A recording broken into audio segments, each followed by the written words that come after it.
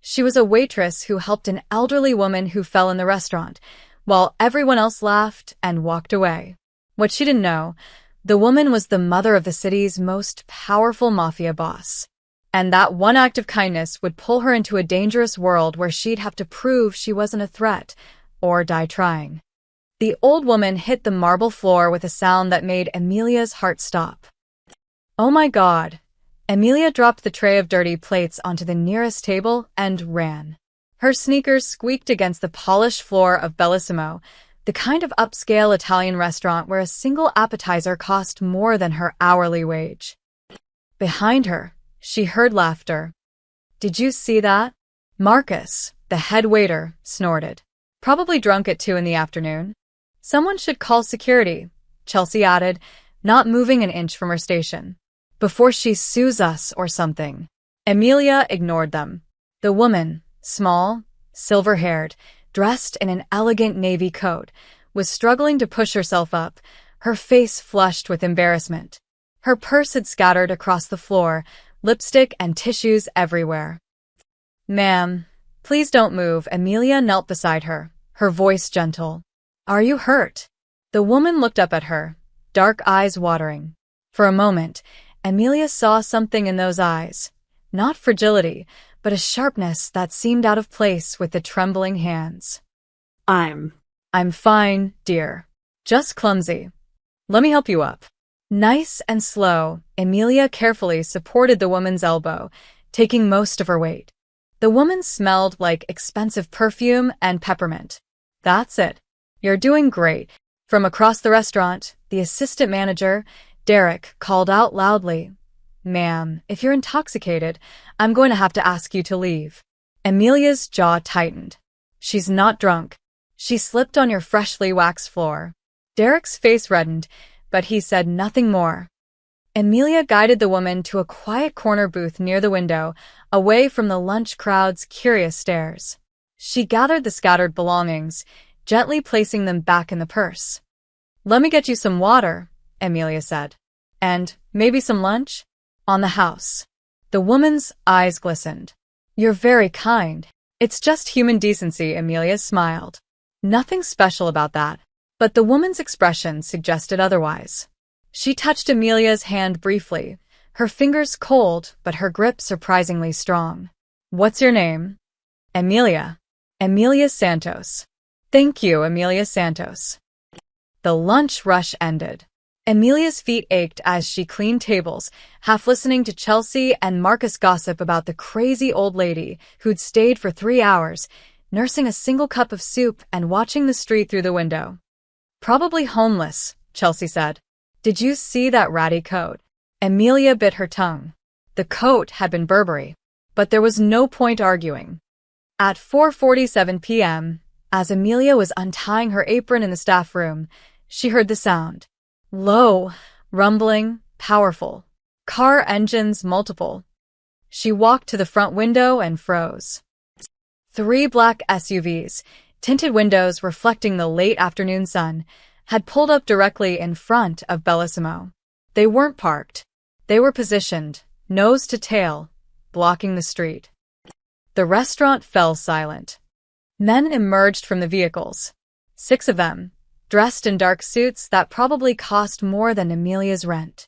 They moved with synchronized precision, no wasted motion. One of them, broad-shouldered, with a scar through his eyebrow, opened the door and stepped inside. Derek nearly tripped over himself, rushing forward. Gentlemen, I'm sorry, but we're about to close. Lock the doors, the scarred man said. His voice was flat, final. Derek's face went white. What? Lock the doors. Another man moved to the entrance and turned the deadbolt. A third pulled the window shades. The cheerful afternoon light disappeared, replaced by the dim glow of the restaurant's pendant lamps. Amelia's pulse hammered in her ears. She looked at the corner booth. It was empty. Where is she? Marcus whispered, his earlier smugness completely gone. The side door opened, and the old woman walked back in. But she wasn't alone.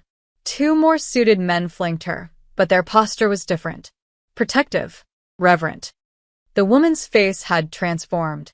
The trembling vulnerability was gone, replaced by an expression of cool authority. She walked to the center of the room and surveyed the staff with those sharp, dark eyes. "My name," she said quietly, "is Bianca Moretti." The name hit like a physical blow. Emilia heard Chelsea's sharp intake of breath, saw Derek sway on his feet. Moretti. Everyone in the city knew that name. The Moretti family didn't just have connections. They were the connections. They owned politicians, judges, construction companies, shipping yards. And at the center of it all was Lorenzo Moretti, a man whose name was spoken in whispers. This was his mother. "I came here today," Bianca continued, "to visit a restaurant my late husband once loved. I'm an old woman. I fell. And I learned something very important about the people who work here." The front door opened again. The man who entered didn't need an introduction. Lorenzo Moretti was tall, perhaps 40, with dark hair silver at the temples and eyes like black ice. He wore a charcoal suit that fit like it had been sculpted onto him. When he moved, everyone else seemed to shrink. He didn't speak. He simply looked at his mother, and she nodded toward the security office. "Bring me the footage," Lorenzo said. "From 2 p.m. until now." They watched it on the manager's computer, all of them forced to stand and watch. Emilia saw herself running to help. Saw Marcus laughing. Saw Chelsea's cruel smile. Saw Derek's accusation. Lorenzo's face remained expressionless throughout. When it ended, he stood, Turned. looked at each staff member in sequence. "You're fired," he said to Derek. You, and you." He pointed at Marcus, Chelsea, and 2 others who'd laughed. "Fired. You'll receive no references. If I hear you've spoken to the press about today, about my mother, about anything, you'll regret it." They didn't argue. They just left, grabbing their things in terrified silence. Finally, Lorenzo's eyes landed on Emilia. She forced herself not to look away, even though her knees felt weak. He studied her for a long moment. Then, almost imperceptibly, he nodded. "Remember this night," he said to the remaining staff. His voice was soft, which somehow made it worse. "Kindness is rare. Cruelty is common. Choose carefully which one you want to show to strangers." He turned to his mother, offered his arm. "Let's go home, Mama." As they walked toward the door, Bianca paused beside Emilia. She squeezed her hand once, warmly. "Thank you, dear girl," she whispered. "You have a good heart." Then they were gone. The black SUVs pulled away, disappearing into the evening traffic. Emilia stood in the dim restaurant, surrounded by shell-shocked coworkers, and wondered if she'd just witnessed something that would change her life forever. She didn't know how right she was. Emilia woke to the sound of knocking. Not the gentle tap of a neighbor or a delivery person. This was authoritative, deliberate. 3 sharp raps that said, "We're not leaving." She squinted at her phone. 7:23 a.m. She'd barely slept, her mind replaying yesterday's events like a horror movie on loop. The knocking came again. Just a second. She grabbed her robe, tying it as she stumbled through her tiny studio apartment. The place was barely bigger than a hotel room. Kitchenette, bathroom, and a bed that doubled as her couch. But it was hers, and the rent was barely manageable. She looked through the peephole, and her blood turned cold. 2 men in dark suits stood in her narrow hallway. The same kind of men from yesterday. One was looking at his phone. The other stared directly at the door, as if he knew she was watching. Oh God. Oh God. What did I do? Her mind raced. Had she offended Lorenzo somehow? Said something wrong? Maybe helping Bianca had been a test, and she'd failed without knowing it. Her hands shook as she undid the chain lock. "Miss Santos." The taller one spoke. He had kind eyes, which somehow made it worse. "I'm Vincent. This is Marco. We work for the Moretti family." I didn't mean to," Emilia's voice cracked.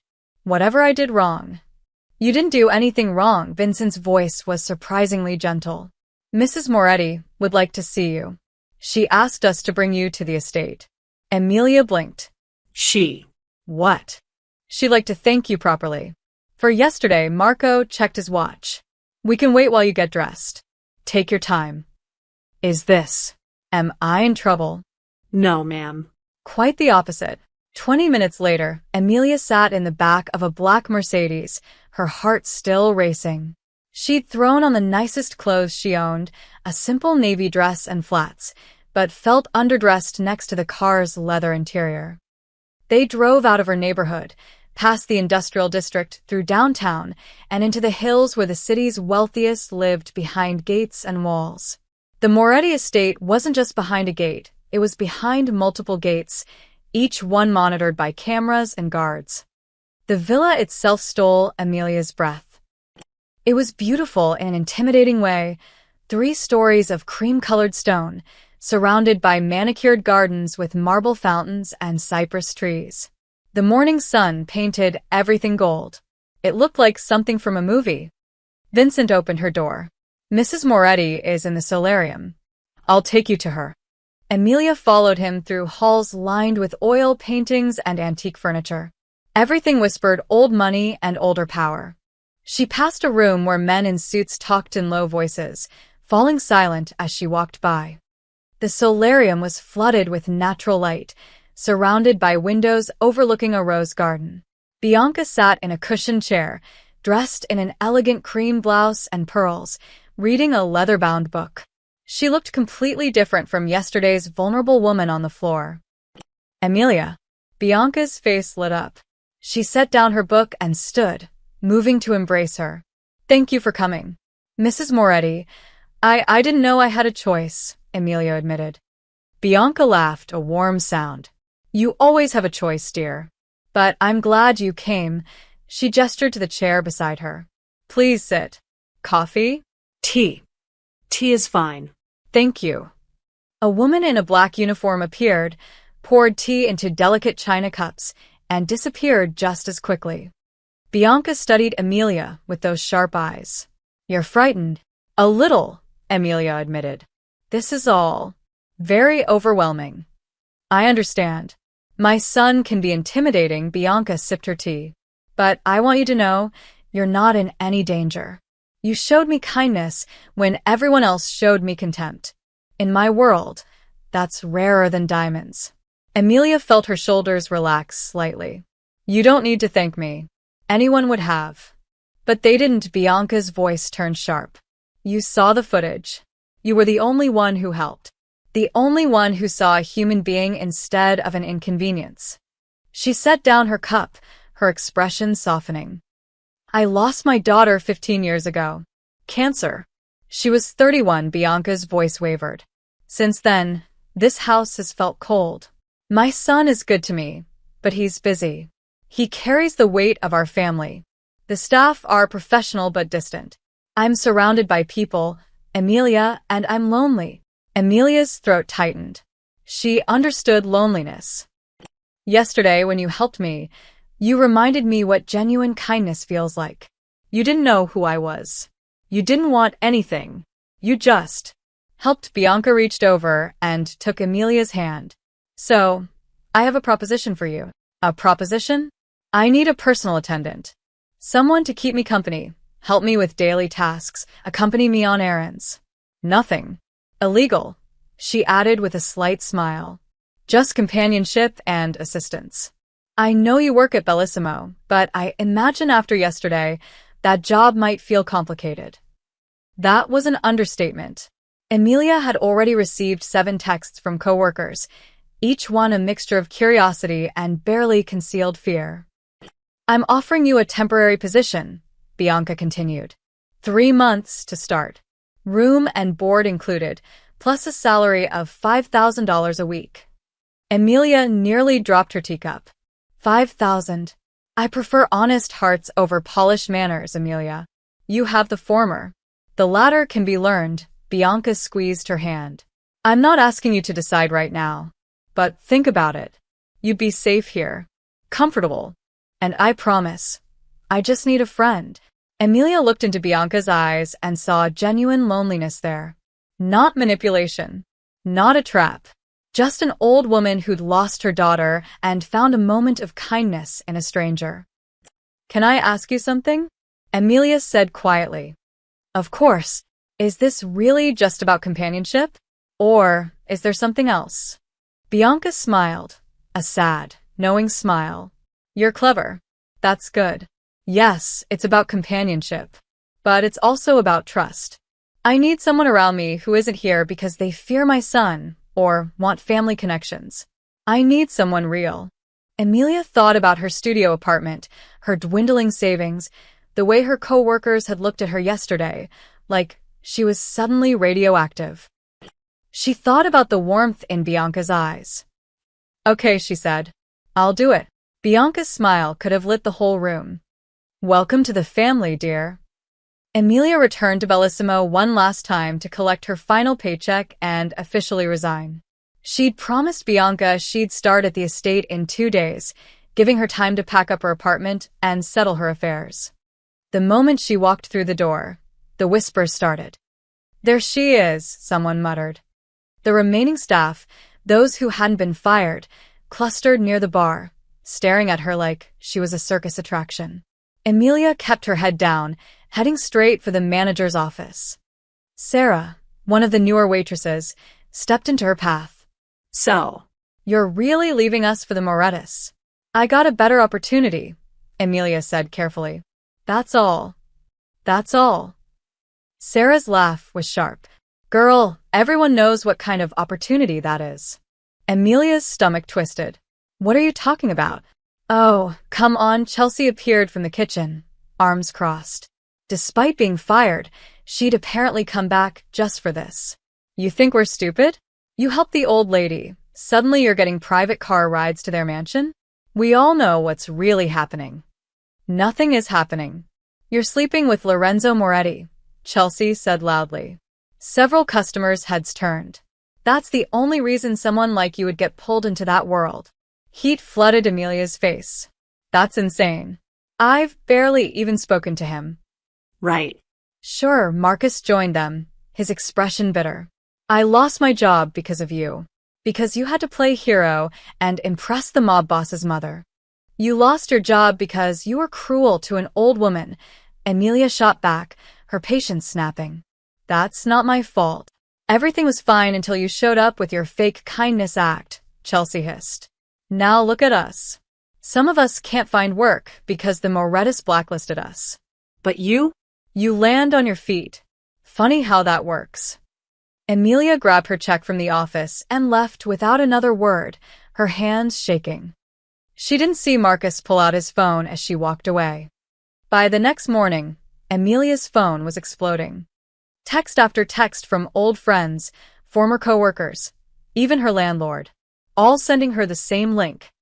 She clicked it with trembling fingers. Waitress turned mistress. Who is the mystery girl living at the Moretti Villa?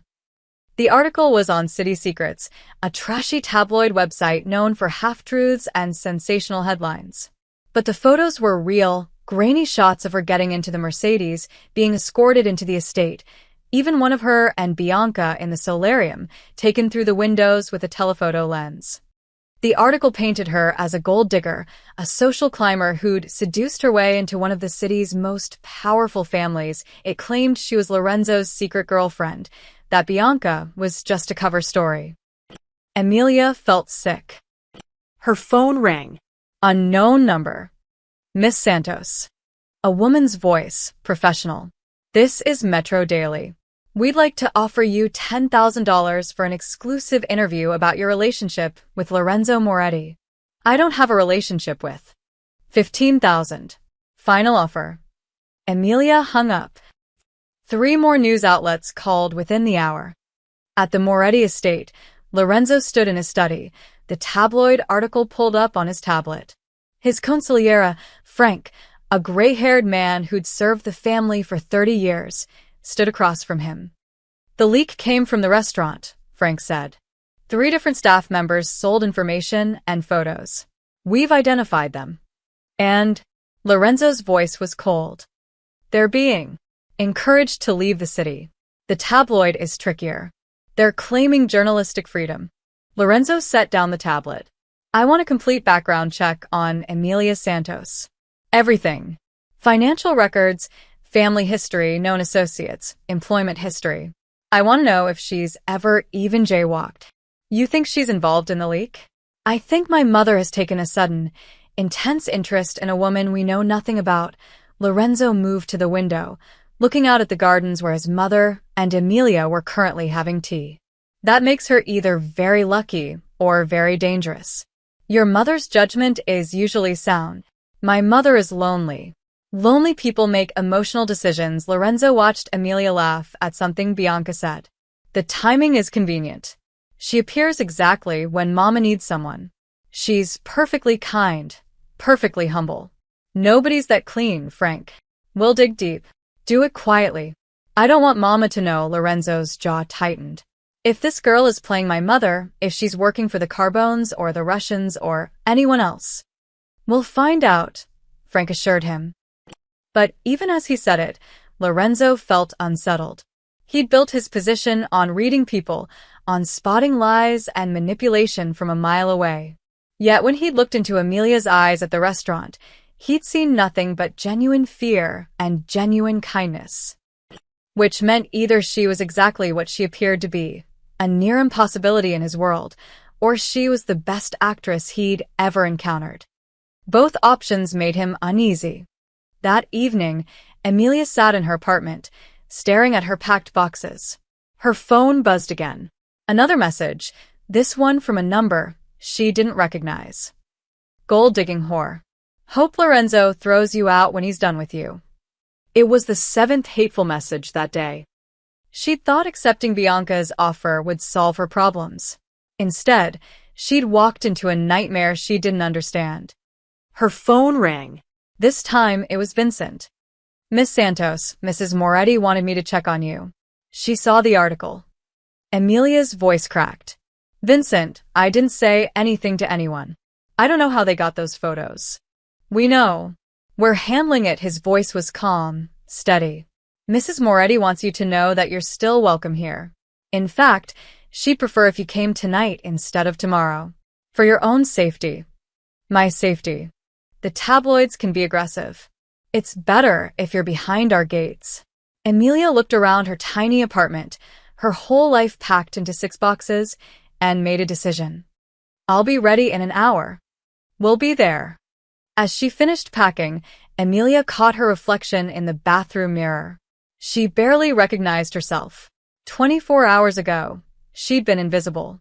Now she was on tabloid websites, receiving death threats, and moving into a mansion. The wolves only bite what they fear, Bianca had said. Emilia was beginning to understand what that meant, and she wasn't sure she was ready for it. The guest suite Emilia was given could have fit her entire apartment inside it twice. Cream-colored walls, a 4-poster bed with silk sheets, a marble bathroom with a soaking tub, and French doors that opened onto a private balcony overlooking the rose garden. Fresh flowers sat on the nightstand, white lilies that perfumed the air. Your belongings will be brought up shortly, Vincent said from the doorway. Mrs. Moretti requests your presence for breakfast at 8 a.m. Someone will come fetch you. Thank you, Vincent. He nodded and left, his footsteps silent on the plush carpet. Emilia sat on the edge of the bed and exhaled slowly. The mattress felt like a cloud. Everything here felt like luxury she'd only seen in magazines, yet the silence was oppressive. She could hear her own heartbeat. Through the walls, she heard low voices. Footsteps in the hallway. The estate was alive with invisible activity, people moving with purpose through corridors she hadn't yet explored. She was being watched. She could feel it. Not just by cameras, though she'd counted 6 since arriving, but by people. Staff who glanced at her sideways. Guards who tracked her movements. She was an outsider in a world that didn't welcome outsiders. Emilia barely slept that night. At 7:55 a.m., a soft knock announced Maria, an older woman with steel-gray hair pulled into a tight bun. She wore a crisp black uniform and had the bearing of someone who'd worked here for decades. Miss Santos. I'll escort you to Mrs. Moretti. Emilia followed her through hallways she didn't remember from yesterday. The estate was a maze, turns and staircases and doors that all looked similar. Maria moved with the confidence of someone who could navigate it blindfolded. They passed a library where two men in suits examined documents. A sitting room where a young woman polished silver with meticulous care. Everyone stopped to watch Amelia pass, their expressions neutral, but their eyes calculating. Bianca was in a sun-drenched breakfast room, china plates and crystal glasses already set. She wore a soft lavender cardigan and smiled when Amelia entered. "There you are. Come, sit. I hope you slept well?" "The room is beautiful," Amelia said, which wasn't quite an answer. They ate breakfast, fresh fruit, pastries, perfectly scrambled eggs, while Bianca asked gentle questions about Amelia's life, where she grew up, her parents, her dreams. Amelia kept her answers honest but brief. She'd grown up in a small town 3 hours north. Her mother had died when she was 19, cancer, the same disease that took Bianca's daughter. Her father had remarried and moved to Arizona. She'd come to the city chasing dreams of something more than the factory job waiting for her back home. "You're alone," Bianca said softly. "Like me." "I suppose I am." Bianca reached across the table and squeezed her hand. "Not anymore." The days developed a routine. Mornings were spent with Bianca, helping her with correspondence, accompanying her on walks through the garden, sitting with her during physical therapy for her arthritis. Afternoons, Bianca napped while Amelia read in the library or explored the estate's public rooms. But it was during their tea times that Bianca truly opened up. "This was Gabriella's favorite room," Bianca said one afternoon, leading Amelia to a small conservatory filled with orchids. Sunlight streamed through glass panels, painting everything in gold. She loved flowers. She'd spend hours here, just talking to them like they were friends. Bianca touched a purple orchid tenderly. She was 31 when we lost her. Ovarian cancer. It took her so fast diagnosis to. To the end was only 8 months. "I'm so sorry," Amelia whispered. "She looked like you, a little. Same gentle eyes. Same kind smile." Bianca's voice cracked. Lorenzo took it hard. He was 30 then, just beginning to take over family responsibilities from his father. Gabriella was his little sister. He blamed himself for not noticing she was sick sooner, though there was nothing anyone could have done. She turned to Amelia, tears glistening. "After she died, this house became a tomb. Lorenzo buried himself in work. My husband, he passed 5 years later, heart attack. And I was just here, surrounded by memories and ghosts." Amelia embraced her, and Bianca cried quietly against her shoulder. From the doorway, unseen by either woman, Lorenzo stood watching. He'd been observing Amelia for 3 days now, watching how she moved through the estate with careful respect, never touching anything she shouldn't, never asking questions about family business. How she treated the staff with the same kindness she'd shown his mother. How his mother laughed again. Real laughter, not the polite sounds she made at family dinners. His mother's eyes had light in them for the first time in years. She took her medications without complaint because Amelia brought them with chamomile tea and conversation. She ate full meals instead of picking at her plate.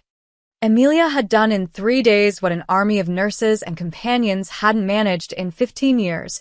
She'd brought his mother back to life. Lorenzo watched them in the conservatory, his mother crying, Amelia holding her with genuine compassion. No cameras here. No audience. Just authentic human comfort. Frank appeared beside him, silent as a ghost. "The background check came back," Frank murmured. "And she's exactly what she appears to be. Ordinary girl, ordinary life. No debts beyond student loans, no criminal record, no connections to any family, ours or our enemies. She volunteers at a soup kitchen on weekends. Sends money to an elderly neighbor back in her hometown. Her biggest vice is spending too much on used books." Lorenzo frowned. "Nobody's that clean." I said the same thing. We dug deeper. Called in favors, checked international databases, even looked into her deceased mother's history. Nothing. She's either divine intervention or the most perfectly constructed cover identity I've ever seen. Which do you believe? Frank was quiet for a moment, watching Emilia wipe Bianca's tears with a handkerchief. I believe your mother has good instincts. And I believe that girl in there isn't pretending. Lorenzo wanted to agree. Every logical part of him said Emilia Santos was genuine, a rarity in his world, but not an impossibility. But in his business, trust got people killed. Keep watching her, he said quietly. I need to be sure. As he walked away, he didn't see his mother look toward the doorway, a knowing smile on her face. She'd seen him watching, and she knew exactly what it meant. Lorenzo sat in his private office at midnight, 3 monitors glowing in the darkness. Bank statements, employment records, social media archives, phone records going back 5 years, all belonging to Emilia Santos. Frank had delivered the initial report, but Lorenzo needed to see for himself. He'd learned long ago that analysts sometimes missed details, a transaction that seemed innocent but wasn't, a connection that appeared random but formed a pattern. He started with the financials. Emilia's checking account was depressingly modest. Monthly deposits from Bellissimo, never more than $2,000. Rent payments of $800 to the same landlord for 3 years. Utilities. Groceries from budget chains. A recurring charge to St. Anthony's Community Kitchen, $15 monthly. Donations. No large deposits. No offshore accounts. No unexplained cash flow. Her credit cards showed the same story. Used sparingly, paid off regularly. Recent purchases included books from a second-hand store, medicine from a pharmacy, and a single splurge, $40 at a nail salon 2 months ago. She's either incredibly disciplined or incredibly poor, Lorenzo muttered. He pulled up her employment history. For jobs in 6 years, all service industry. Coffee shops, diners, retail. Each employer gave the same reference: reliable, kind, hardworking. No terminations, no complaints, no drama. Her social media was equally mundane. An Instagram account with 200 followers, mostly photos of sunsets, books, and coffee cups. Her last post was 3 weeks old, a picture of a library book with a caption, "Sometimes the best escape is between pages." No political posts. No party photos. No suspicious contacts. Lorenzo moved to her education records. Community college for 2 years, studying English literature. 34 GPA. Dropped out when her mother got sick. Never went back. Student loans, $30,000, payments current despite her income. He opened her phone records next. This was where patterns usually emerged. Who someone called revealed more than what they said. But Emilia's call log was short. Monthly calls to a number in Arizona, her father. Weekly calls to a number in her hometown. Lorenzo cross-referenced it, found it belonged to an 82-year-old woman named Dorothy Chen, the neighbor Emilia sent money to. A few calls to coworkers from Bellissimo. That was it. No burner phones in her name. No prepaid cards. No encrypted messaging apps. Lorenzo leaned back, frustrated. He pulled up the surveillance footage from her apartment building. Frank had obtained it through channels Lorenzo didn't ask about. He watched 2 weeks of Emilia's life on fast forward. She left for work, Came home. sometimes stopped at the grocery store. Twice she visited the soup kitchen, staying for 3-hour shifts. Once she went to a bookstore, browsed for an hour, bought nothing. She lived alone. No visitors. No secret meetings. No suspicious activity. She's a ghost, Lorenzo said to the empty room. A person with no vices, no secrets, no connections. He opened the deeper report, the one that had cost him significant favors to compile. Frank's team had interviewed her former employers, her landlord, people in her hometown. Every single person said the same thing. Emilia was kind, quiet, kept to herself. Helped elderly Dorothy with groceries. Volunteered without seeking recognition. Worked hard. Never complained. They'd checked for sealed juvenile records. Nothing. Medical records showed routine checkups, a broken wrist at age 12, depression treatment for 6 months after her mother died. Normal. They'd even looked into her deceased mother, Maria Santos, died at 53 from pancreatic cancer. Worked as a nurse. No criminal history, no debts, no secrets. Lorenzo opened the international databases. Sometimes people had histories in other countries, identities they'd left behind. Nothing. He checked databases that technically didn't exist, the ones that tracked intelligence operatives, undercover agents, witness protection participants. Nothing. Emilia Santos didn't exist before age 5, but that made sense. Birth records from her small hometown were paper-based until the late 90s, only partially digitized. Her baby photos existed, uploaded by her father to Facebook. Her kindergarten class photo was in the local newspaper archives. She was real. She'd always been real. So, why did Lorenzo feel like something was wrong? At 2 a.m., Frank entered without knocking. He carried a folder, the final report. I had 3 separate teams investigate her, Frank said, setting the folder on Lorenzo's desk. Different analysts, different methodologies, none of them knowing about the others. All 3 reached the same conclusion. Which is, Emilia Santos is exactly who she claims to be. No hidden agenda. No connections to any organization, criminal or otherwise.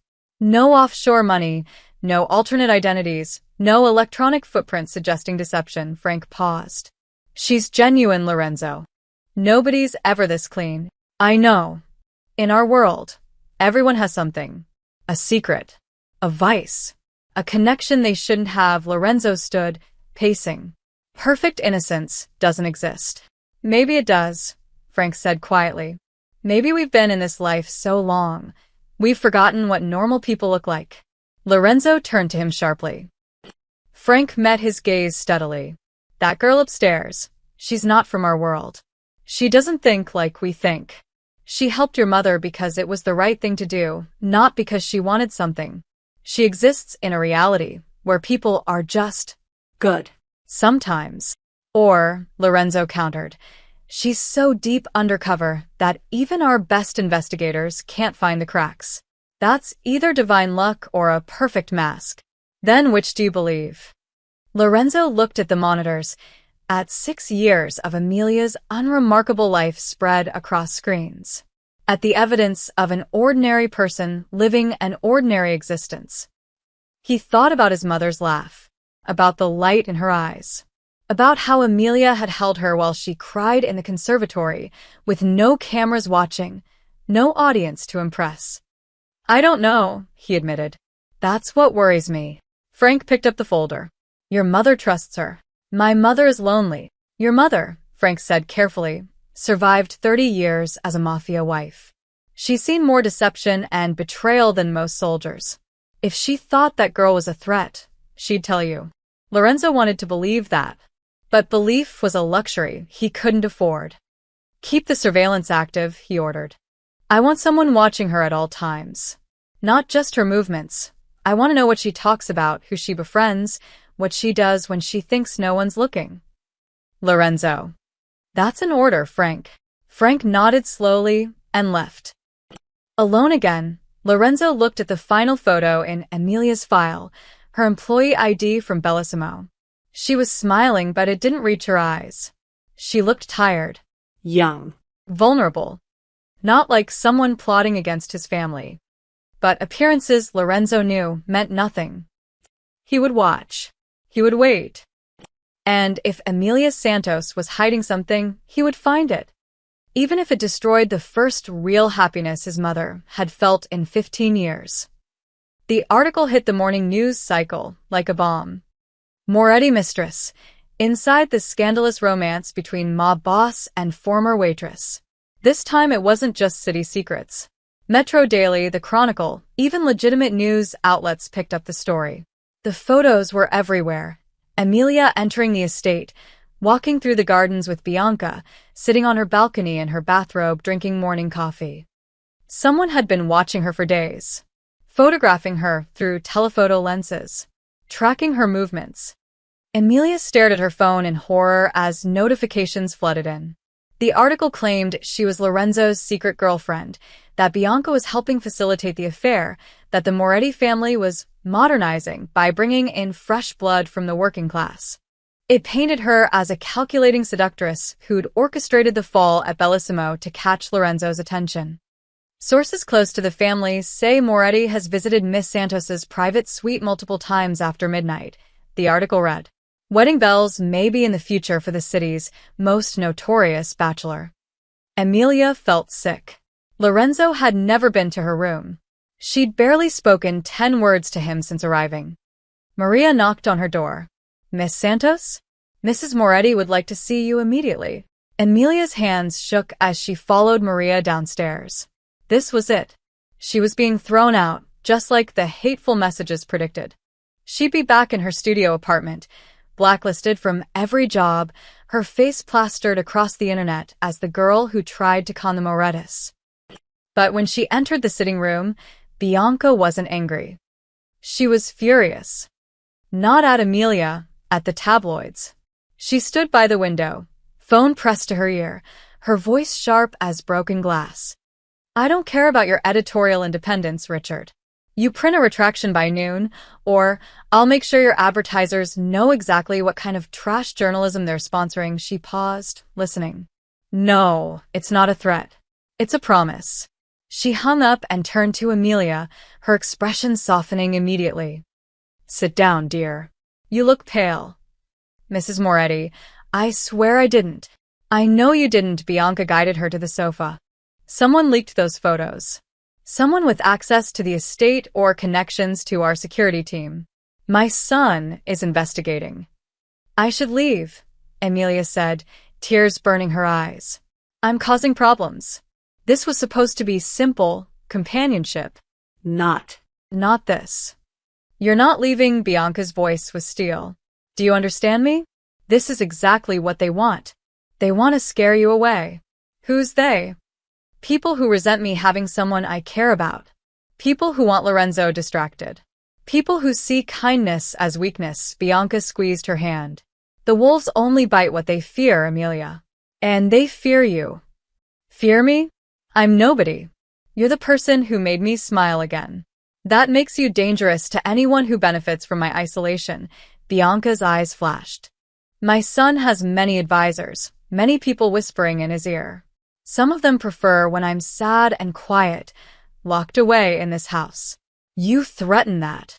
Before Emilia could respond, Lorenzo entered. He looked dangerous.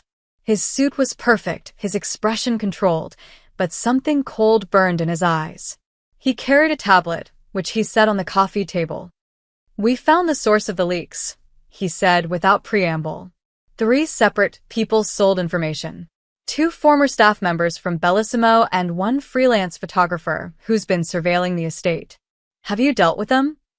Bianca asked. The photographer is being encouraged to relocate. The restaurant staff have signed non-disclosure agreements with significant financial penalties. Lorenzo's jaw tightened. But the damage is done. Every news outlet in the city has run the story. He turned to Emilia, and she forced herself to meet his gaze. Miss Santos, I need to ask you directly. Did you speak to anyone about your position here? Anyone at all? No, sir. I haven't even told my father. He thinks I'm still working at the restaurant. Lorenzo studied her for a long moment. These photos were taken with professional equipment from multiple vantage points. Someone has been watching you, watching this house, for at least a week. Fear coiled in Emilia's stomach. Why would anyone care that much? Because attention is currency, Lorenzo said.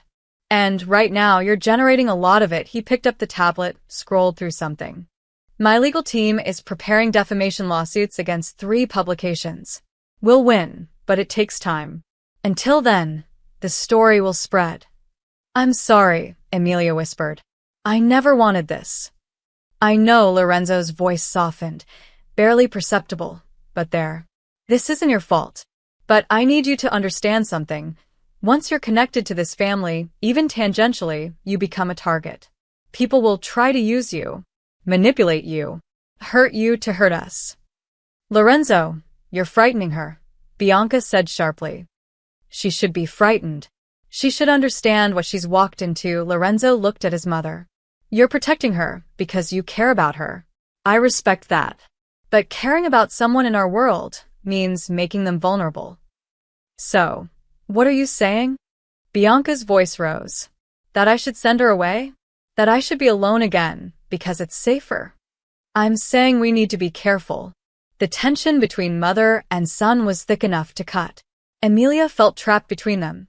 Bianca's fierce protection and Lorenzo's cold pragmatism. I'll make a public statement, Bianca announced. Today, I'll tell them exactly who Emilia is, my companion and friend. I'll make it clear that anyone spreading lies about her is spreading lies about me. Mama.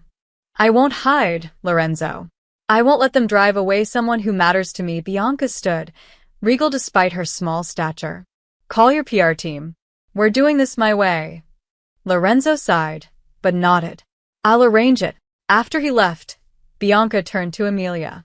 Her expression was gentle, but her words were firm. You need to decide if you can handle this. The attention, the scrutiny, the danger of being connected to us. She cupped Emilia's face. I won't think less of you if you choose to leave. But if you stay, you need to be strong. Can you do that? Emilia thought about her empty apartment, her dead-end job, her lonely existence. Then she thought about Bianca's laugh, the warmth of having someone who cared, the feeling of matching to another human being. I can be strong, she said. Bianca smiled. Good. Because the wolves are circling deer. And we need to show them we don't scare easily. The formal dining room could seat 20 people. Tonight, it held 15, and Emilia felt every single pair of eyes on her. You didn't tell me this was a family dinner, Emilia whispered to Bianca as they entered. If I had, you would have been too nervous. Bianca squeezed her arm. Just be yourself, dear. That's all I ask. The table was set with china so delicate it looked like it would shatter if you breathed on it wrong. Crystal wine glasses caught the candlelight. Everything screamed old money and older traditions. Lorenzo sat at the head of the table, his expression unreadable. Around him sat men and women in expensive clothes, all bearing the same sharp intelligence in their eyes. This was the Moretti family, not just blood relatives, but the inner circle. Everyone, Bianca announced, this is Emilia Santos, my companion and friend. The silence that followed was deafening. A woman in her 60s with silver hair and cold blue eyes spoke first. Bianca, darling, how unexpected. You didn't mention you'd hired new staff. She's not staff, Claudia. She's my guest. Claudia, Lorenzo's aunt, Emilia realized, smiled, but it didn't reach her eyes. Of course. Forgive me. Her gaze swept over Emilia's simple black dress. Welcome, dear. A younger man beside Claudia leaned forward. He was maybe 30, handsome in a sharp-featured way, wearing a suit that probably cost more than Emilia's car. I'm Marco Moretti. Lorenzo's cousin, his smile was warmer than his mother's, but something calculating lurked behind it. So, you're the famous waitress. The whole family's been talking about you. Marco. Lorenzo's voice was quiet, but carried a warning. What? I'm just being friendly. Marco raised his wine glass toward Emilia. It's not every day someone goes from serving pasta to dining with a Morettis. That's enough, Bianca said sharply. Dinner was served, multiple courses, each more elaborate than the last. Emilia tried to follow Bianca's lead on which fork to use, which glass was for which wine. She felt like an imposter playing dress-up in someone else's life. Conversation flowed around her. Business talk disguised as casual chat. References to people and places Emilia didn't know. Inside jokes from decades of shared history. So, Emilia, Claudia said during the third course, her voice honey-sweet. Bianca tells me you worked at Bellissimo. How long were you there? 2 years, ma'am. And before that, a coffee shop, a retail store, various places. Ah. A woman of many talents, Claudia dabbed her mouth with a napkin. Tell me, did you always aspire to work in service industries? The subtle emphasis on service made Emilia's cheeks burn. I aspired to pay my rent, Emilia said evenly. Not all of us have trust funds. Several people inhaled sharply. Marco grinned. Lorenzo's expression didn't change, but something flickered in his eyes. Claudia's smile froze. How refreshingly candid. Emilia speaks her mind, Bianca said proudly. It's one of the things I love about her. Clearly, Claudia's tone could have frozen wine. Though perhaps in our circles, dear, discretion is valued more than candor. In my circles, Emilia replied, honesty is valued more than pretending. The tension was thick enough to choke on. A younger woman, Isabella, someone's wife, tried to change the subject. Bianca, your roses are beautiful this year. Has Emilia been helping with the garden? She has. She has quite the green thumb. The conversation shifted to safer topics, but Emilia felt Claudia and Marco watching her throughout the meal. Assessing.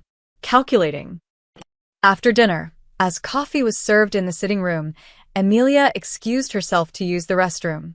She needed a moment to breathe, to escape the suffocating weight of judgment.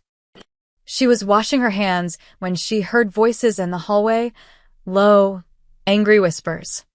Ridiculous. Bianca's completely lost perspective, Claudia's voice. She's lonely, mother. Let her have her charity case, Marco. This isn't about charity. Look at how Lorenzo watches that girl. Bianca's using her to manipulate him. You think. I know. Bianca's been trying to soften Lorenzo for years, make him less focused. This girl is just another tool. If Lorenzo starts listening to her, starts making emotional decisions, we lose influence, Marco finished. The Donatellis have been waiting for Lorenzo to show weakness.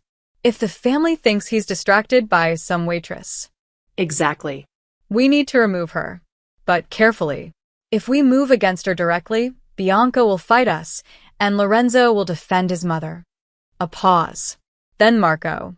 What if she's not what she seems? What do you mean? What if she's working for someone? The Carbones, maybe. Or the Russians. Plant her close to Bianca, get family secrets, Marco's voice grew excited. If we could prove she's a mole, Lorenzo would remove her himself, Claudia said slowly. And Bianca couldn't protect her. We'd need evidence. Evidence can be arranged. Emilia's blood ran cold. She pressed herself against the wall, barely breathing. It's risky, Marco said. If we're caught, we won't be. I'll handle it, Claudia's voice was firm. Give me 3 days. That girl will be exposed, arrested, or dead. Either way, she'll be gone. Their footsteps receded. Emilia stood frozen, her heart hammering. She'd just overheard a plot to frame her, possibly kill her. And she had no proof, no recording, nothing but her own ears. Who would believe her? Lorenzo already suspected her of being a plant. If she went to him with a story, he'd think she was creating drama or deflecting suspicion. She looked at herself in the mirror. Her face was pale, her hands shaking. 3 days. She had 3 days before Claudia made her move. Emilia took a deep breath, steadied herself, and walked back to the sitting room. Bianca smiled when she entered. Lorenzo glanced at her, his expression neutral.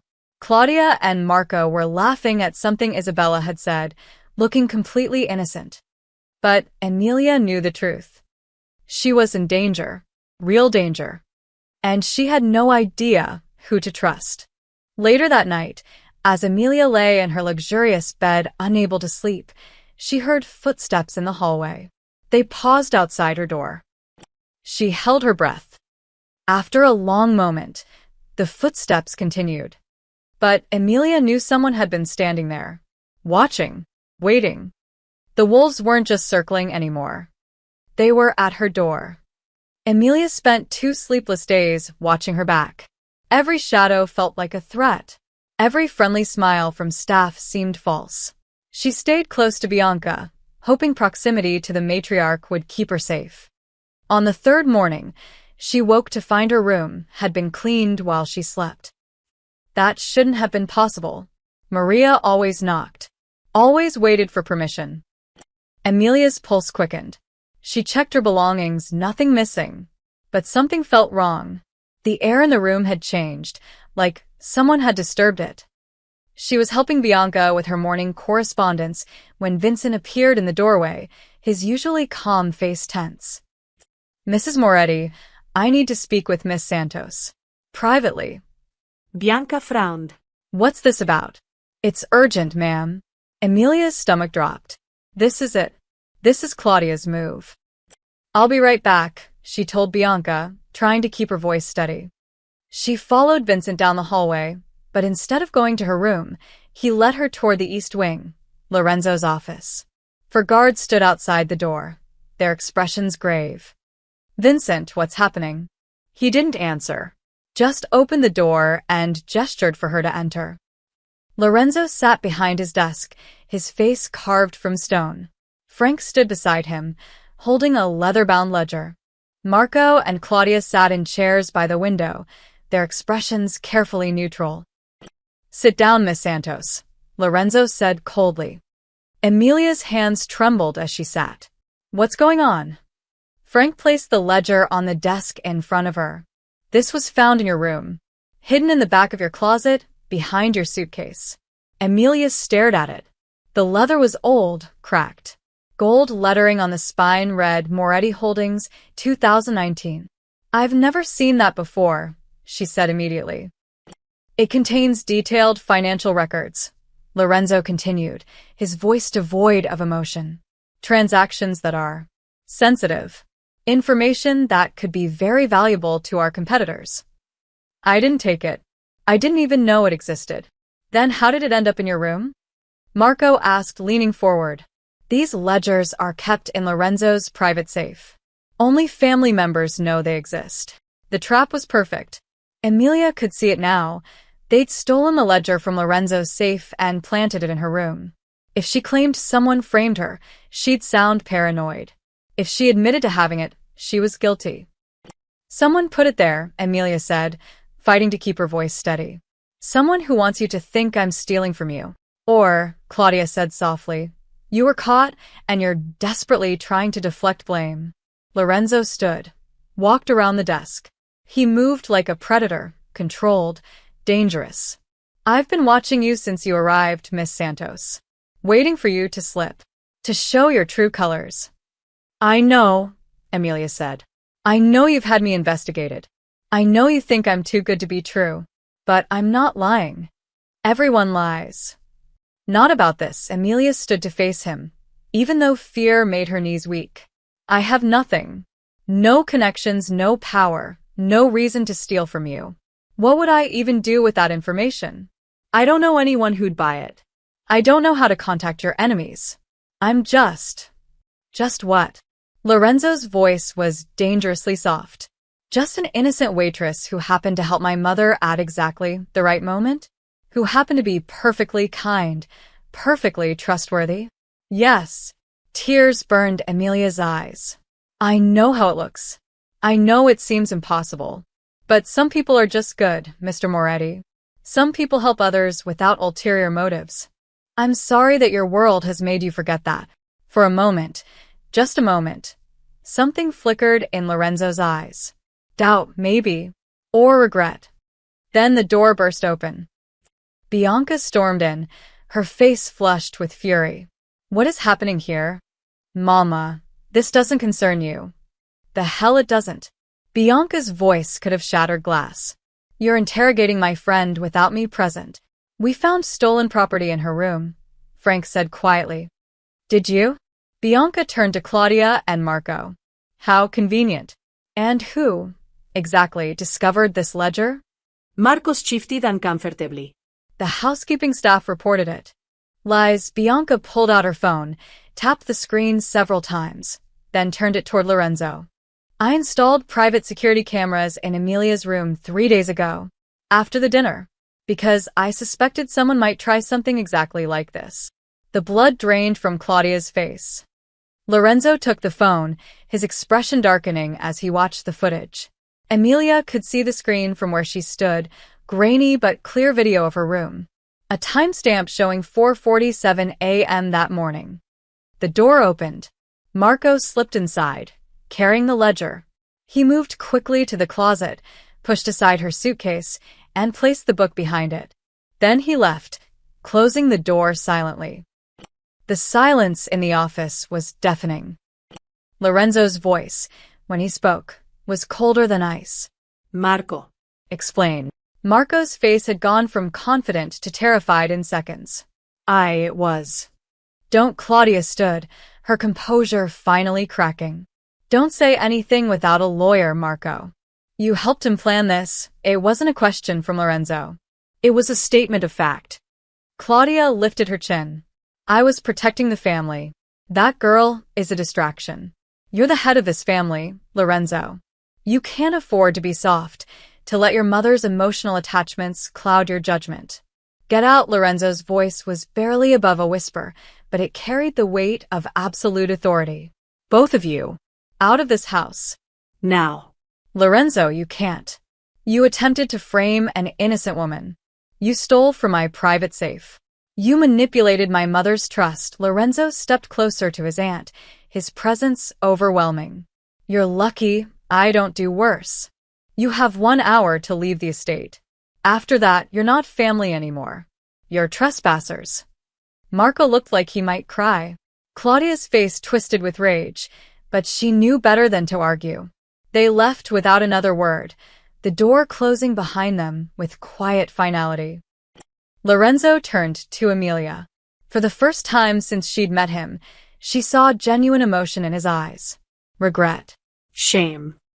Miss Santos. He paused, seeming to struggle with the words. I was wrong. I should have trusted my mother's judgment. I should have trusted you. Emilia's legs finally gave out. She sank into the chair, shaking. Bianca was at her side immediately, wrapping her in a fierce embrace. You're safe now, dear. You're safe. I'm sorry, Lorenzo said again. I let suspicion blind me to the truth. That won't happen again. Emilia looked up at him, through her tears. You were protecting your family. I understand. You are family, Bianca said fiercely. She is family, Lorenzo. Remember that. Lorenzo nodded slowly. I will. For the first time, when Lorenzo looked at Emilia, she didn't see suspicion. She saw trust. And something else. Something that made her breath catch. Respect. The estate transformed over 3 days. Workers arrived in trucks, carrying tables, chairs, lighting equipment. The grand ballroom, a space Emilia hadn't even known existed, was opened for the first time in years, its chandeliers cleaned until they sparkled like diamonds. What exactly is this gathering for? Emilia asked as she helped Bianca review seating arrangements. Politics, Bianca said simply. Lorenzo is consolidating alliances. After the incident with Claudia and Marco, he needs to show the family is still strong. United, she glanced at Emilia. And he wants to introduce you properly. Show everyone that you're under our protection. Won't that make me more of a target? You're already a target, dear. This makes you too expensive to touch, Bianca squeezed her hand. Trust me. The guest list was staggering. 30 families, some allies, some neutral parties, even 2 rival organizations coming under flags of truce. Emilia recognized names from news reports about organized crime, though none of it was ever proven. The Carbones are coming? Emilia stared at the list. Aren't they your enemies? Which is why they're seated far from the Russos, who are our friends, Bianca smiled. It's a delicate dance. Everyone stays civil because the cost of violence here would be too high. Emilia threw herself into helping organize. At first, the estate staff were wary. She was still the outsider, the waitress who'd somehow gained the family's favor. But as she worked alongside them, double-checking place settings, coordinating with caterers, handling last-minute crises, something shifted. Maria, who'd been coolly professional for weeks, actually smiled at her. You have a good eye for detail, Miss Santos. I've worked enough restaurants to know what makes service smooth, Emilia replied, adjusting a centerpiece. By the evening of the gathering, the staff treated her with genuine respect. Not as an equal, perhaps, but as someone who'd earned her place through work rather than manipulation. The ballroom glowed with warm light. Guests arrived in expensive cars, dressed in designer gowns and tailored suits. Emilia wore a midnight blue dress that Bianca had insisted on buying her, simple but elegant, with a high neckline and long sleeves. "You look beautiful," Bianca said, adjusting Emilia's hair. "And remember, stay close to me tonight. These people are sharks. They'll test you." Lorenzo appeared in a black tuxedo, looking every inch the powerful boss. His eyes swept the room, cataloging threats and allies with the efficiency of a military commander. When his gaze landed on Emilia, he nodded slightly, the closest thing to approval she'd seen from him. The evening unfolded like a carefully choreographed play. Conversations happened in corners, deals whispered over champagne. Emilia stayed at Bianca's side, meeting dozens of people whose names blurred together. Anthony Carbone, head of the Carbone family, was tall and silver-haired with a smile that didn't reach his eyes. "So, you're the famous Emilia, the girl who saved our dear Bianca from the cruelty of restaurant staff." "I just helped someone who needed it," Emilia said carefully. Humble, too, he studied her like a specimen under glass. "Interesting choice, Bianca. Very unexpected. The best things usually are," Bianca replied coolly. As the night wore on, Emilia found herself relaxing slightly. The gathering was tense, but controlled. No one made overt moves. The peace, however fragile, held.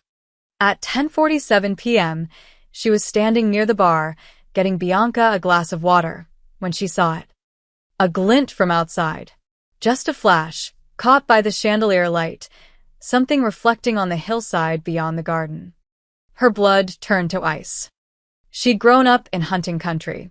Her father had taught her to shoot when she was 12. She knew what a scope reflection looked like. Her eyes snapped to the windows. The ballroom had floor-to-ceiling glass panels overlooking the garden, beautiful and, she now realized, strategically terrible. Bianca was standing near the center window, laughing at something a guest had said. She was perfectly positioned, perfectly exposed. Emilia didn't think. She ran. "Emilia?" Someone called her name, but she didn't stop. She sprinted across the ballroom, her heels clicking against marble. Guests turned to stare. Lorenzo's security team started moving toward her. Bianca saw her coming, her expression shifting from surprise to confusion. "Emilia, what?" Emilia hit her like a linebacker, tackling her to the ground just as the window exploded. The crack of the gunshot came a split second after the glass shattered. The bullet passed through the space where Bianca's head had been, embedding itself in the opposite wall. Screams erupted. Guests dove for cover. Security swarmed, weapons drawn. Emilia lay on top of Bianca, both of them covered in shattered glass, her ears ringing from the shot. "Stay down," she gasped. "Don't move." Lorenzo appeared above them, his gun drawn, his face transformed into something terrifying. "Get them out of here," he roared. "Lock it down. Nobody leaves." Vincent and two other guards surrounded them, creating a human shield. They half-carried, half-dragged Emilia and Bianca out of the ballroom and into the interior hallway. "Mama." "Mama, are you hurt?" Lorenzo knelt beside them, his hands checking Bianca for injuries. I'm fine, Bianca's voice shook. "Emilia, she saved me." She saw it before. Lorenzo's eyes met Emilia's. In them, she saw shock, gratitude, and something that looked like wonder. "You saw the sniper," he said. Emilia nodded, unable to speak. Her whole body was shaking now, adrenaline crashing through her system. How did you know to look?" "I grew up hunting. I know what a scope looks like when light hits it." Her voice came out as a whisper. I saw it and I knew." Lorenzo stared at her for a long moment. Then, in a gesture that stunned everyone watching, he took her hand. "You saved my mother's life. Is she okay? Is she hurt?" "A few cuts from the glass. Nothing serious." His grip tightened. "Because of you." Outside, they could hear shouting. Security teams mobilizing. The sound of vehicles arriving. Did you get him? Bianca asked. We're searching now, Lorenzo stood, but didn't release Emilia's hand. He pulled her up gently. But whoever they are, they just made a fatal mistake. His expression was cold, lethal.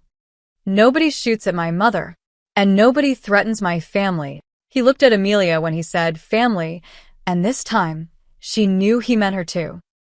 The gathering had turned into a war zone, but Emilia had done the impossible. She'd saved the queen. And in doing so, she'd proven exactly where she belonged. The estate became a fortress within minutes. Every entrance locked, every guest detained for questioning. No one in or out until Lorenzo said otherwise. Emilia sat in a secure room with Bianca, both wrapped in blankets, despite the warm night. A doctor had bandaged the cuts on their arms from the shattered glass, minor injuries, miraculously. Bianca held Emilia's hand tightly, as if afraid to let go. You could have died, Bianca whispered. You could have been shot protecting me. I wasn't thinking about that. Exactly, Bianca's eyes filled with tears. You just acted. No hesitación. Do you understand what that means? Emilia shook her head. It means you're braver than most of the soldiers in this family. It means you have the instinct to protect rather than run. Bianca squeezed her hand. It means I chose well. The door opened. Lorenzo entered, his face grim, blood on his shirt cuff. Frank followed, carrying a tablet. We got them, Lorenzo said without preamble. 2 shooters. Professional contractors, former military. They're being interrogated now. And Bianca's voice was steady, but Emilia heard the steel beneath.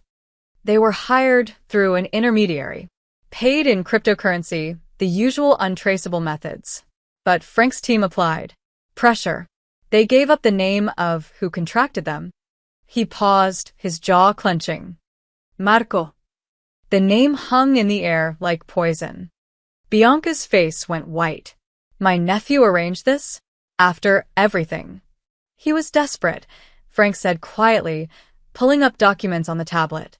After being expelled from the family, he lost everything. His accounts were frozen, his reputation destroyed. The Carbones approached him with an offer. Help them eliminate you, Mrs. Moretti, and they'd set him up with a new identity and income overseas. Why target Mama? Lorenzo's voice was dangerously soft. Why not me? Because killing you would start a war, Frank explained.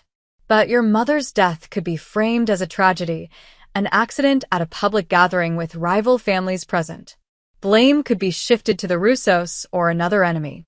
In the chaos, Marco thought he could slip away unnoticed. Claudia, Bianca breathed. Did she know? No. Our interrogation confirms Marco acted alone after their expulsion. He blamed you for his exile, blamed Emilia for exposing him. Lorenzo's expression was carved from ice. He wanted revenge. Emilia felt sick. He tried to kill your mother because I caught him framing me? He tried to kill my mother because he's a coward who couldn't accept consequences for his actions, Lorenzo corrected. This isn't your fault, Miss Santos. Where is he now? Bianca asked. Frank and Lorenzo exchanged a glance. In custody, Lorenzo said carefully. He's being held in a secure location. The question is, what do we do with him? The room fell silent.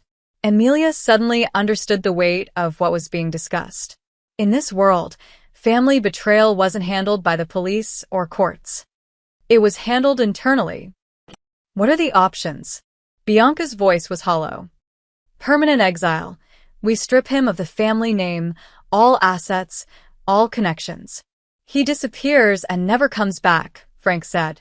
Or we handle it the old way, Lorenzo finished quietly. Bianca closed her eyes. He's still my nephew. My blood. Who hired killers to murder you, Mama? I know, her voice broke. I know what he did. But I'm tired, Lorenzo. So tired of death and violence. If we kill him, where does it end? Lorenzo knelt beside his mother's chair, taking her hand. It ends with you safe. It ends with the message that anyone who tries to hurt you will face absolute consequences. Exile, Bianca said firmly. Strip him of everything. Make sure everyone knows why. But let him live. Emilia saw the struggle on Lorenzo's face, the desire to protect his mother warring with respect for her wishes. As you wish, he said finally. But he leaves tonight. No goodbyes, no second chances. He's ghost. What about the Carbones? Emilia asked. They hired him. That, Lorenzo said, standing, is being addressed. Anthony Carbone is currently explaining to me why I shouldn't interpret tonight's events as an act of war. His smile was cold.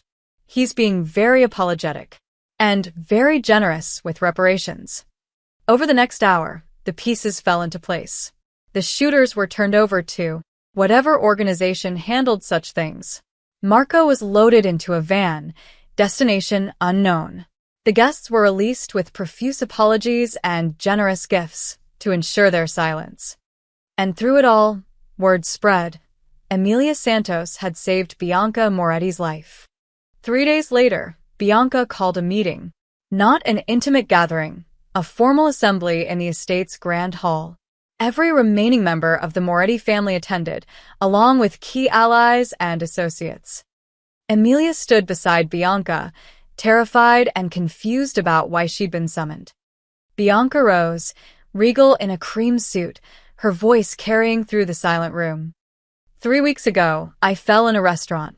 I was mocked, dismissed, treated as disposable by people who saw me as nothing but an inconvenient old woman. She paused, letting the words sink in. One person helped me.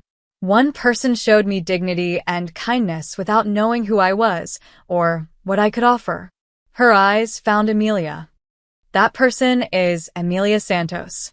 And 5 nights ago, she threw herself between me and a bullet. She saved my life without hesitation, without thought for her own safety. Bianca took Emilia's hand, pulling her forward. I lost my daughter 15 years ago. The pain of that loss never faded. I thought I would die with that emptiness inside me, her voice wavered. But Emilia has shown me that family isn't just blood. It's choice. It's love. It's sacrifice. She turned to face Emilia directly, tears streaming down her face. You are the daughter I didn't know I still had. And I claim you here before everyone. Your family now. Not as staff. Not as a companion. As my daughter. The hall erupted in applause, genuine, warm, respectful. Emilia couldn't speak. Tears blurred her vision as Bianca embraced her tightly. Thank you, Bianca whispered. Thank you for giving me a reason to smile again. Lorenzo approached, his expression softer than Emilia had ever seen it. Welcome to the family, he said. Officially. And for the first time since this strange journey began, Emilia felt like she truly belonged. The story spread through the city's underworld like wildfire. The waitress who saved the queen. Within days, Emilia's name carried weight in circles she'd never imagined entering. When she accompanied Bianca to a charity luncheon, a front for neutral territory negotiations between families, women who'd once ignored her now sought her attention. Miss Santos, I heard about the gathering. How terrifying. You were so brave, dear. Simply remarkable. My husband would love to meet you. He has such respect for quick thinking. Emilia found it surreal. She was the same person who'd served pasta and scrubbed tables, yet now these wealthy, powerful people treated her like she mattered. Not because of money or connections, but because she'd proven herself when it counted. The gossip columns changed their tune, too. No longer Moretti's mistress, but Bianca's guardian angel and the woman who earned her place. But it was the private shifts that affected Emilia most. She was in the library one evening, curled in a leather chair with a book, when Lorenzo entered. He rarely sought her out directly. Their interactions had been polite, but distant since the gathering. May I? He gestured to the chair across from her. Of course, Emilia set down her book. Lorenzo sat, and for a moment, neither spoke.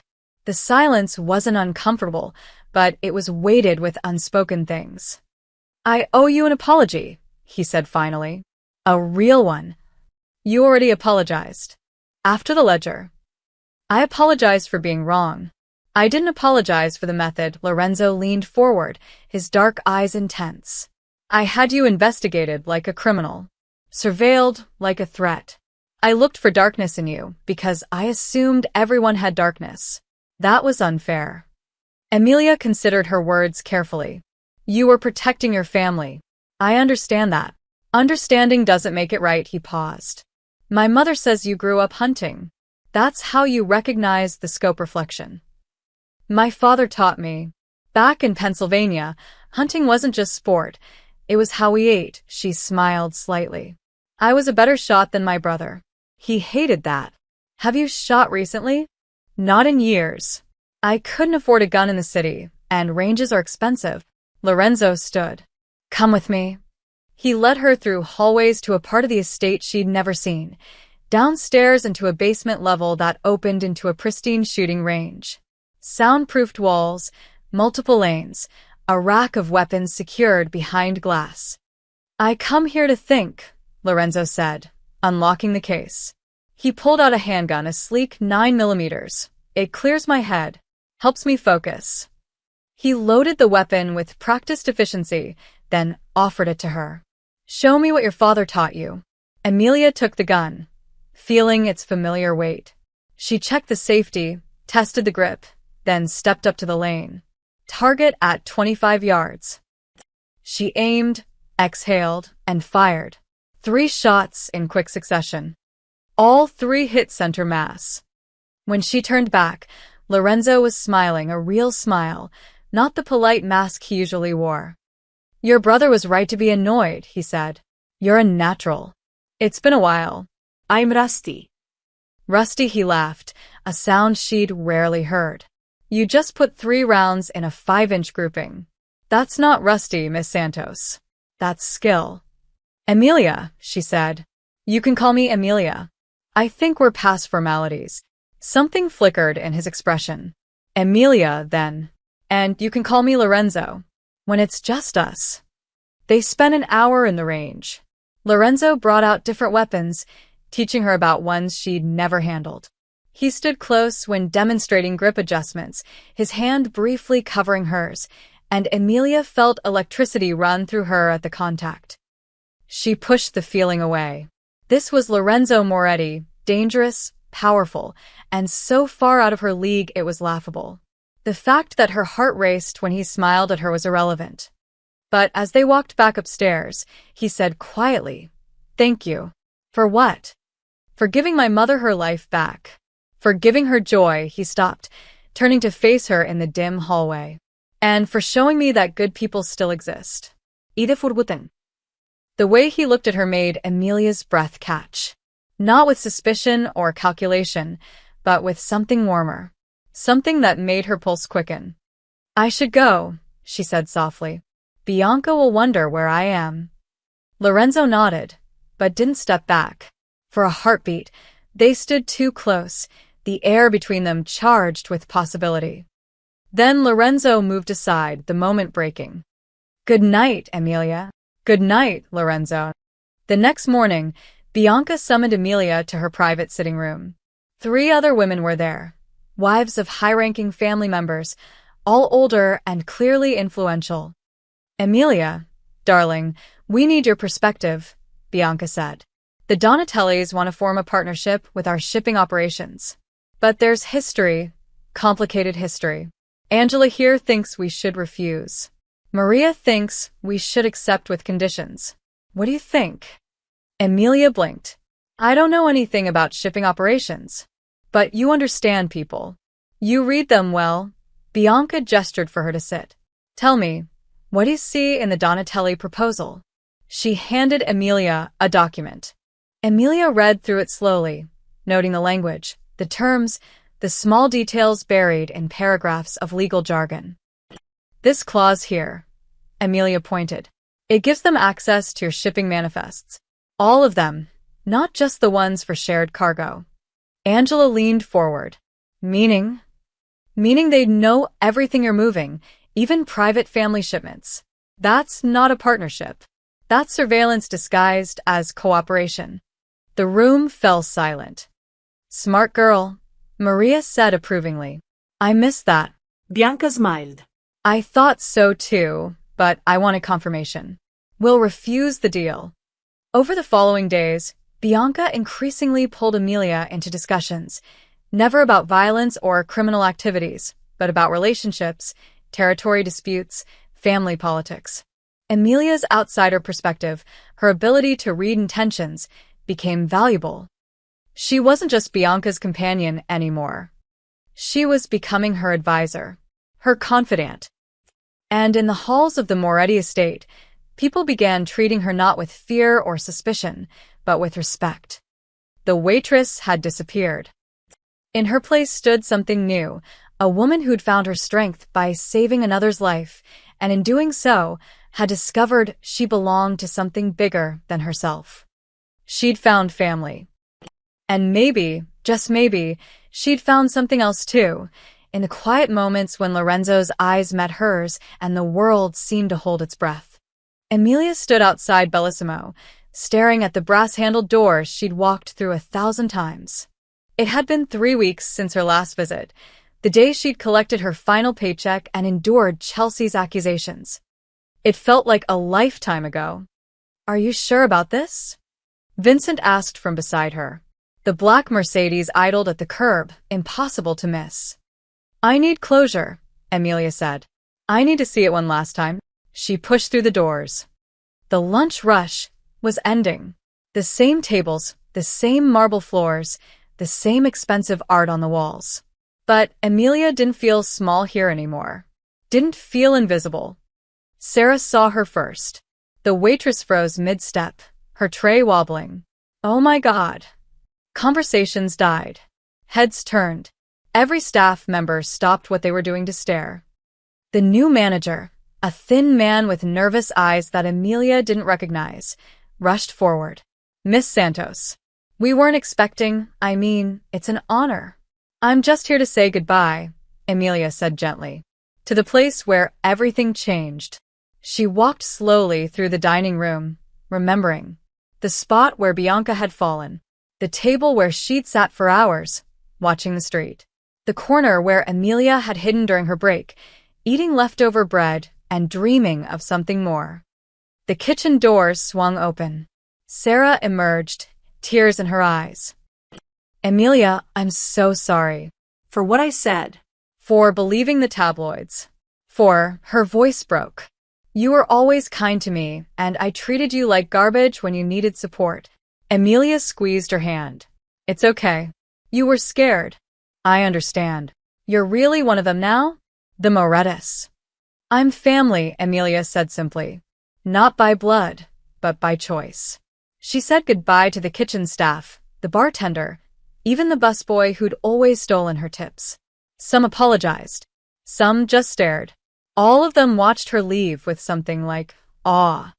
Outside, Vincent opened the car door. 3 black SUVs had joined the Mercedes, an escort befitting her new status. As they drove away, Amelia looked back one last time at Bellissimo. The girl who'd worked there was gone. In her place was someone stronger. Someone who'd faced danger and survived. Someone who'd earned her place through courage rather than circumstance. The villa glowed in the afternoon sun. Bianca waited in the entrance hall, dressed in elegant silver, her smile radiant. "How did it feel?" she asked, embracing Amelia. Like closing a chapter, Amelia pulled back. "Unnecessary one." "Good. "Because we're writing a new chapter now." Come." Bianca led her to the formal sitting room where the family assembly had taken place. But today, only 3 people waited. Bianca, Frank, and Lorenzo. Lorenzo stood by the window, wearing a charcoal suit, his expression unreadable. When Amelia entered, he turned. "Miss Santos," he walked toward her, and something in his formality made her nervous. "These past weeks, you've proven yourself in ways I didn't think possible. You've shown loyalty, courage, and integrity in a world where those qualities are rare." He stopped in front of her, and his voice softened. "You saved my mother's life. You gave her joy when I couldn't. You reminded me that good people exist. He paused, seeming to struggle with emotion. I can never repay that debt. But I want you to know, you'll always have a place here. Always be protected. Always be family. Thank you, Emilia whispered. Lorenzo did something unexpected then. He pulled her into a brief, tight embrace, the kind reserved for trusted family, not employees. Thank you, he said quietly, just for her. For everything. When he released her, Bianca stepped forward. Emilia Santos, I officially name you my permanent confidant and personal advisor. Not as staff, but as family. You'll have an annual income, full access to family resources, and a voice in matters that affect our household. Bianca's eyes glistened. Most importantly, you'll have my love. Always. Frank handed Bianca a velvet box. Inside was a delicate gold necklace with a small pendant, the Moretti family crest. This belonged to my daughter, Bianca said, fastening it around Emilia's neck. Now it belongs to you. Wear it with pride. Emilia touched the pendant, overwhelmed. I don't know what to say. Say you'll stay. Say you'll keep being exactly who you are. I will. I promise. That evening, Emilia stood on her balcony, watching the sun set over the city. The skyline glittered gold and orange, millions of lights beginning to flicker on as darkness approached.